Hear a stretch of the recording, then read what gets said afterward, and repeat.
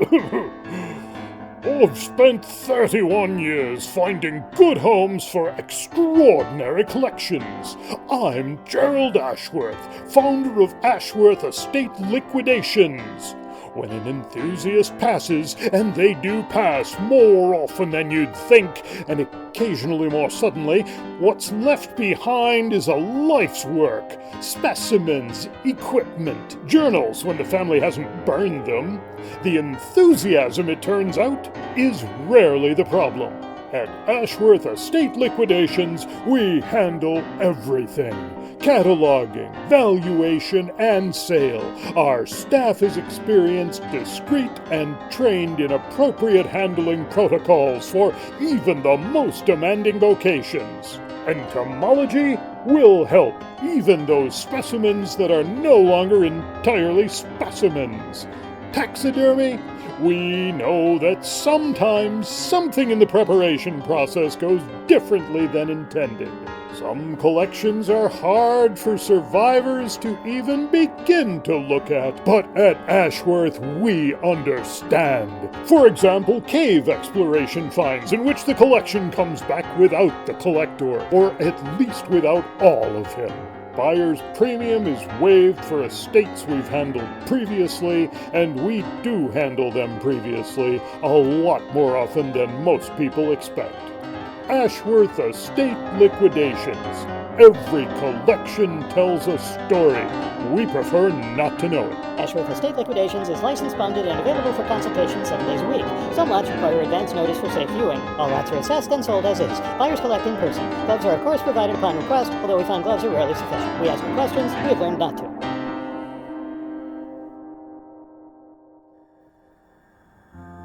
Content featured on the Sinister Minutes podcast can get pretty dark, but you know what? We expect our listeners to deal with that. Whatever triggers you, whatever your phobias, we're gonna delve in. What is that crawling up the back of your neck? Don't swat it. Any sudden moves might startle that rattler behind you. Get away, but then the elevator breaks down. Wow, those walls close in fast. Maybe a vacation is in order from all this stress, so fasten your seatbelts. Damn this turbulence. Maybe we'll have to jump from 20,000 feet. Sweating yet? Relax. Out in the open. We just hope you don't suddenly need someplace to hide from the crackling lightning and booming thunder. Great! You made it indoors? Ooh, you didn't touch that doorknob, did you? That thing is crawling. The doc can fix you up. Here she comes. My, what a long needle. That's gonna hurt. Sinister Minutes. Here to make you face all your fears and reassure you that yes, they're all perfectly rational and perfectly not okay.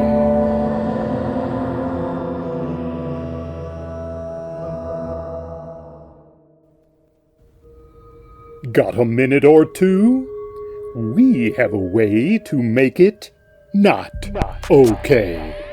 Welcome to Sinister Minutes. I'm your host, writer and storyteller Kurt Homan. Next to me is the mad maestro, the master of macabre musical musings, Tim Parker. Together, let us take you on a journey into the dark heart of disturbing.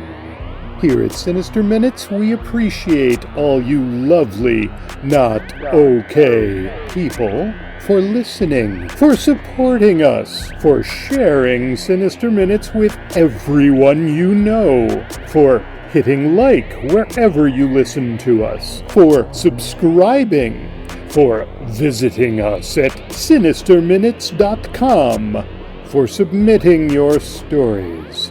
Tim and I love your stories. Sinister Minutes. It's not okay.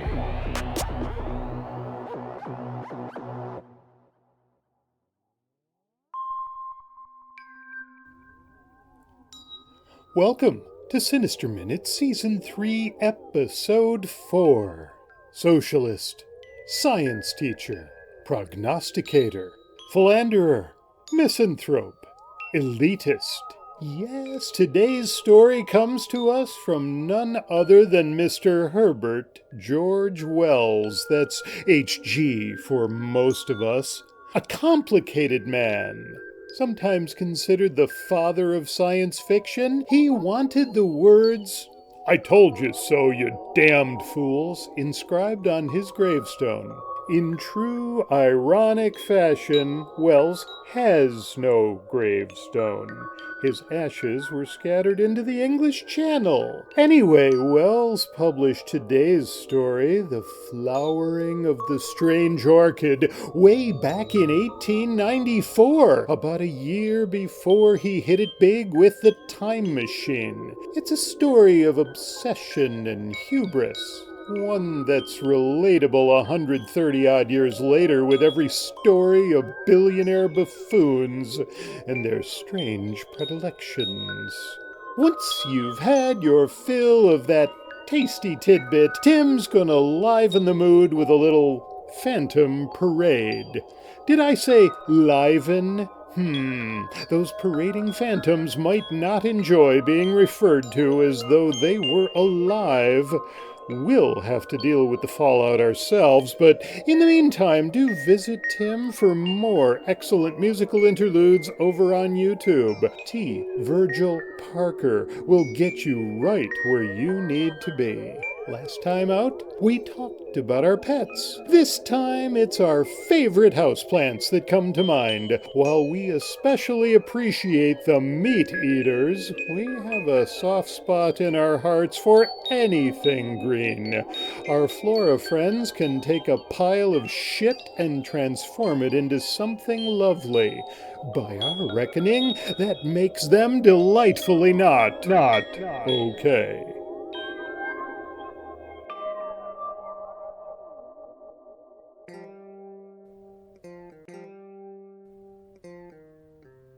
The Flowering of the Strange Orchid, written by H.G. Wells, narrated by Kurt Hellman. The buying of orchids always has in it a certain speculative flavor. You have before you the brown, shriveled lump of tissue, and for the rest you must trust your judgment, or the auctioneer, or your good luck, as my taste may incline. The plant may be moribund or dead, or it may just be a respectable purchase, fair value for your money, or perhaps, for the thing has happened again and again, there slowly unfolds before the delighted eyes of the happy purchaser, day after day, some new variety, some novel richness, a strange twist of the labellum, or some subtler coloration, or unexpected mimicry. Pride, beauty, and profit blossom together on one delicate green spike, and, it may be, even immortality. For the new miracle of nature may stand in need of a new specific name, and what so convenient as that of its discoverer, John Smithia? There have been worse names. It was perhaps the hope of some such happy discovery that made Winter Wedderburn such a frequent attendant at these sales. That hope, and also maybe the fact that he had nothing else of the slightest interest to do in the world. He was a shy, lonely, rather ineffectual man, provided with just enough income to keep off the spur of necessity, and not enough nervous energy to make him seek any exacting employments. He might have collected stamps or coins, or translated Horace, or bound books, or invented new species of diatoms. But as it happened, he grew orchids, and had one ambitious little hothouse. "I have a fancy," he said over his coffee, "that something is going to happen to me today." He spoke as he moved and thought, slowly. "Oh, don't say that," said his housekeeper, who was also his remote cousin, for something happening was a euphemism that meant only one thing to her. You misunderstand me. I mean nothing unpleasant, though what I do mean I scarcely know. Today, he continued after a pause, Peters are going to sell a batch of plants from the Andamans and the Indies. I shall go up and see what they have. It may be I shall buy something good unawares. That may be it. He passed his cup for his second cupful of coffee. Are these the things collected by that poor young fellow you told me of the other day? Asked his cousin as she filled his cup. Yes, he said, and became meditative over a piece of toast. Nothing ever does happen to me, he remarked presently, beginning to think aloud. I wonder why. Things enough happen to other people. There's Harvey. Only the other week, on Monday, he picked up sixpence. On Wednesday, his chicks all had the staggers. On Friday, his cousin came home from Australia. And on Saturday, he broke his ankle. What a whirl of excitement compared to me. I think I would rather be without so much excitement, said his housekeeper. It can't be good for you. I suppose it's troublesome. Still, you see, nothing ever happens to me. When I was a little boy, I never had accidents. I never fell in love as I grew up, never married. I wonder how it feels to have something happen to you, something really remarkable. That orchid collector was only 36, 20 years younger than myself when he died. And he had been married twice and divorced once. He had had malarial fever 4 times, and once he broke his thigh. He killed a Malay once, and once he was wounded by a poisoned dart. And in the end, he was killed by jungle leeches. It must have all been very troublesome, but then it must have been very interesting, except perhaps the leeches. I'm sure it was not good for him, said the lady with conviction. Perhaps not. And then Wedderbaum looked at his watch. 23 minutes past 8. I am going up by the 11:45 train, so there is plenty of time. I think I shall wear my alpaca jacket. It is quite warm enough, and my gray felt hat and brown shoes. I suppose...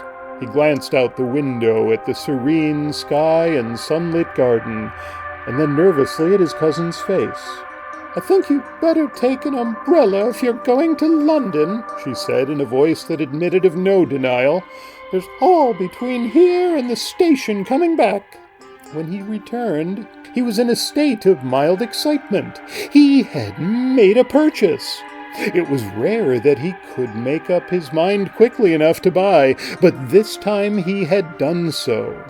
There are vandas, he said, and a dendrobe and some palaeonophis.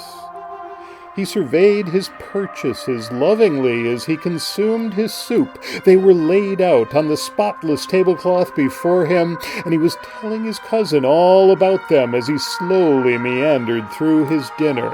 It was his custom to live all his visits to London over again in the evening for her and his own entertainment. I knew something would happen today, and I have bought all these. Some of them, I feel sure, do you know that some of them will be remarkable. I don't know how it is, but I feel just as sure as if someone had told me that some of these will turn out remarkable. That one, he pointed to a shriveled rhizome, was not identified. It may be a palaeonophis, or it may not. It may be a new species, or even a new genus. and it was the last that poor Batten ever collected. "I don't like the look of it," said his housekeeper. "It's such an ugly shape." "To me, it scarcely seems to have a shape." "I don't like those things that stick out," said his housekeeper. "It shall be put away in a pot tomorrow." "It looks," said the housekeeper, "like a spider shamming dead." Wedderburn smiled and surveyed the root with his head on one side. "It is certainly not a pretty lump of stuff, but you can never judge of these things from their dry appearance. It may turn out to be a very beautiful orchid indeed. How busy I shall be tomorrow! I must see tonight just exactly what to do with these things, and tomorrow I shall set to work." They found poor Batten lying dead or dying in a mangrove swamp. "I forget which," he began again presently, "with one of these very orchids crushed up under his body. He had been unwell for some days with some kind of native fever, and I suppose he fainted. Those mangrove swamps are very unwholesome. Every drop of blood, they say, was taken out of him by the jungle leeches. It may be that very plant that cost him his life to obtain. I think none the better of it for that." "Men must work, though women may weep," said Wedderburn with profound gravity. "Fancy dying away from every comfort in a nasty swamp. Fancy being ill of fever with nothing to take but chlorodyne and quinine. If men were left to themselves, they would live on chlorodyne and quinine, and no one round you but horrible natives. They say the Andaman Islanders are most disgusting wretches, and anyhow they can scarcely make good nurses, not having the necessary training, and just for people in England to have orchids." "I don't suppose it was comfortable, but some men seem to enjoy that kind of thing," said Wedderburn. "Anyhow, the natives of his party were sufficiently civilized to take care of all his collection until his colleague, who was an ornithologist, came back again from the interior, though they could not tell the species of the orchid and had let it wither. And it makes those things more interesting." "It makes them disgusting. I should be afraid of some of the malaria clinging to them. And just think, there has been a dead body lying across that ugly thing. I never thought of that before. There, I declare I cannot eat another mouthful of dinner." "I will take them off the table if you like, and put them in the window seat. I can see them just as well there." The next few days he was indeed singularly busy in his steamy little hothouse, fussing about with charcoal, lumps of teak, moss, and all the other mysteries of the orchid cultivator. He considered he was having a wonderfully eventful time. In the evening he would talk about these new orchids to his friends, and over again he reverted to his expectation of something strange. Several of the vandas and the dendrobium died under his care, but presently the strange orchid began to show signs of life. He was delighted and took his housekeeper right away from jam-making to see it at once. Directly he made the discovery. "That is a bud," he said, "and presently there will be a lot of leaves there, and those little things coming out here are aerial rootlets." "They look to me like little white fingers poking out from the brown," said his housekeeper. "I don't like them." "Why not?" "I don't know. They look like fingers trying to get at you. I can't help my likes and dislikes." "I don't know for certain, but I don't think there are any orchids I know that have aerial rootlets quite like that. It may be my fancy, of course. You see, they're a little flattened at the ends." "I don't like 'em," said his housekeeper, suddenly shivering and turning away. "I know it's very silly of me, and I'm very sorry, particularly as you like the thing so much, but I can't help thinking of that corpse."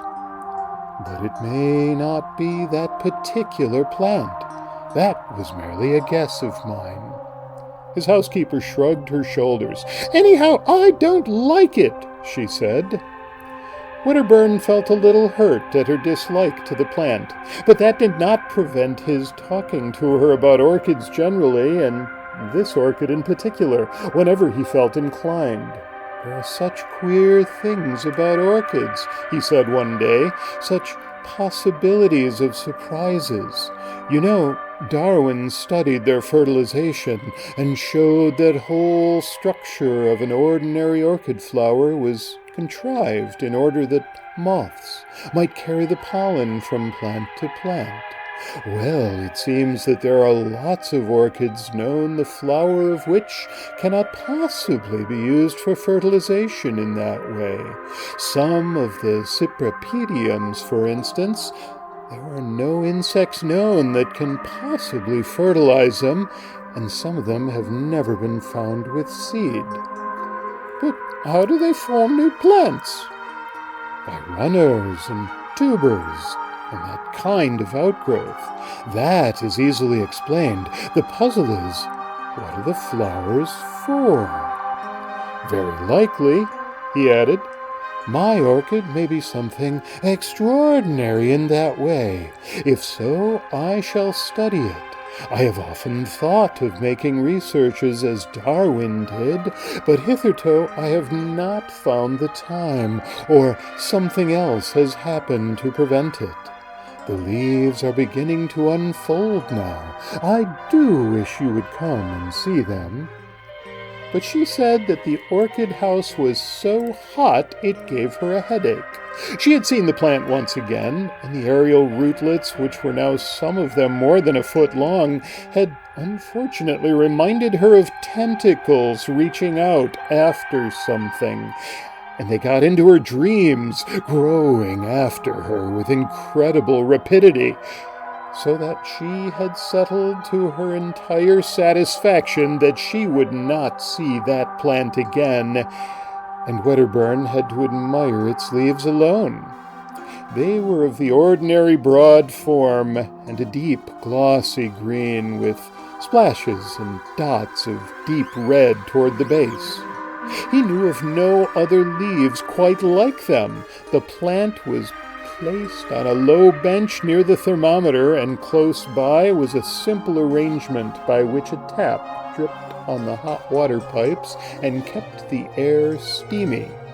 And he spent his afternoons now with some regularity meditating on the approaching flowering of this strange plant.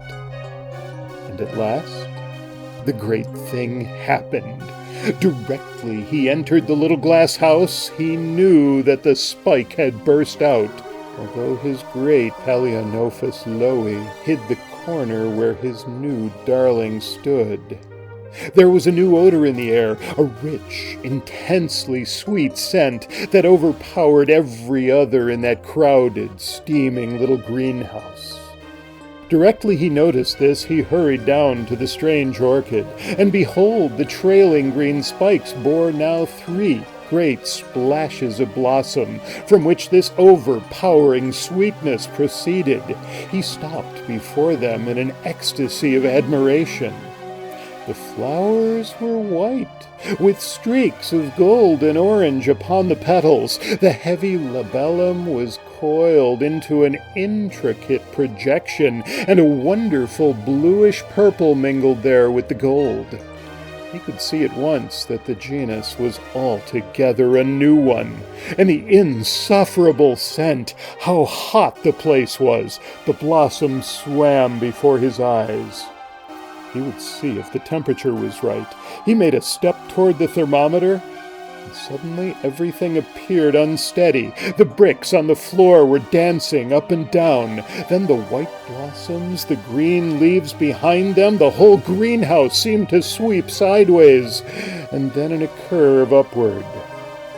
At 4:30, his cousin made the tea, according to their invariable custom. But Wedderburn did not come in for his tea. "He's worshipping that horrid orchid," she told herself, and waited 10 minutes.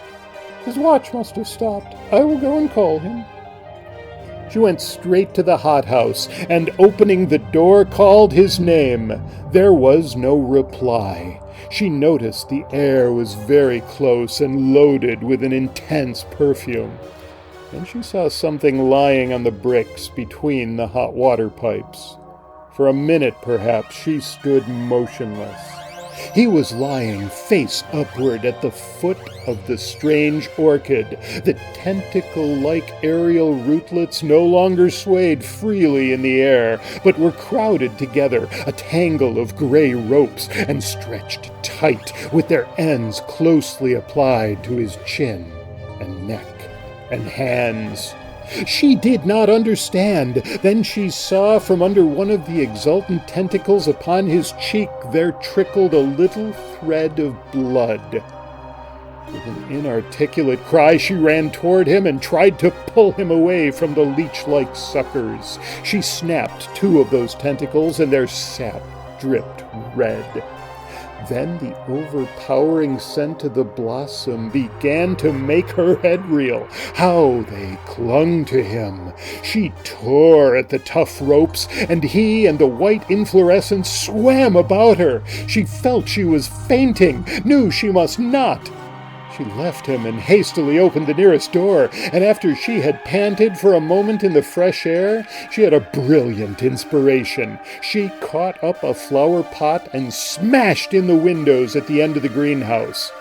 Then she re-entered. She tugged now with renewed strength at Wedderburn's motionless body and brought the strange orchid crashing to the floor. It still clung with the grimmest tenacity to its victim. In a frenzy, she lugged it and him into the open air. Then she thought of tearing through the sucker rootlets one by one, and in another minute she had released him and was dragging him away from the horror. He was white and bleeding from a dozen circular patches. The odd job man was coming up the garden, amazed at the smashing of glass, and saw her emerge, hauling the inanimate body with red-stained hands. For a moment he thought impossible things. "Bring some water!" she cried, and her voice dispelled his fancies. When, with unnatural alacrity, he returned with the water, he found her weeping with excitement, and with Wedderburn's head upon her knee, wiping the blood from his face. "What's the matter?" said Wedderburn, opening his eyes feebly and closing them again at once. "Go and tell Annie to come out here to me, and then go to Dr. Hedden at once," she said to the odd job man so soon as he brought the water, and added, seeing he hesitated, "I will tell you all about it when you come back." Presently, Wedderburn opened his eyes again, and seeing that he was troubled by the puzzle of his position, she explained to him, "You've fainted in the hothouse." "And the orchid?" "I will see to that," she said. Wedderburn had lost a good deal of blood, but beyond that he had suffered no great injury. They gave him brandy mixed with some pink extract of meat and carried him upstairs to bed. His housekeeper told her incredible story in fragments to Dr. Hadden. "Come to the orchid house and see," she said. The cold outer air was blowing in through the open door, and the sickly perfume was almost dispelled. Most of the torn aerial rootlets lay already withered amidst a number of dark stains upon the bricks. The stem of the inflorescence was broken by the fall of the plant, and the flowers were growing limp and brown at the edges of the petals. The doctor stooped toward it, then saw that one of the aerial rootlets still stirred feebly and hesitated. The next morning, the strange orchid still lay there, black now and putrescent. The door banged intermittently in the morning breeze, and all the array of Wedderburn's orchids was shriveled and prostrate. But Wedderburn himself was bright and garrulous upstairs in the glory of his strange adventure.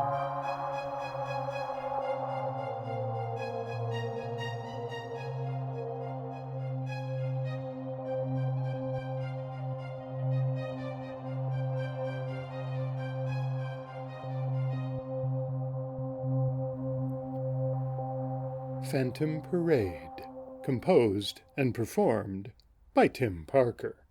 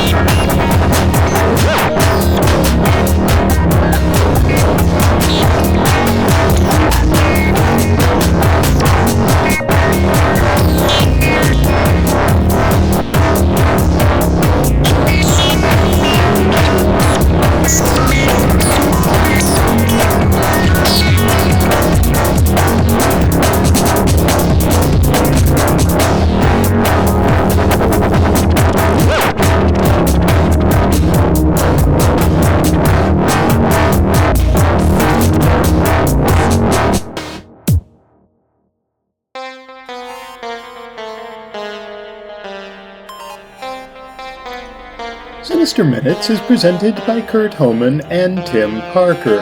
The musical score was composed and performed by Tim Parker. Our production team consists of Kurt Homan and Tim Parker. On behalf of everyone here at the Sinister Minutes podcast, namely Kurt Homan and Tim Parker, we thank you for listening, for joining us as we explore all the ways in which we are not okay. This audio program is copyright by Kurt Homan and Tim Parker under a Creative Commons Attribution, Non-Commercial, No Derivatives license.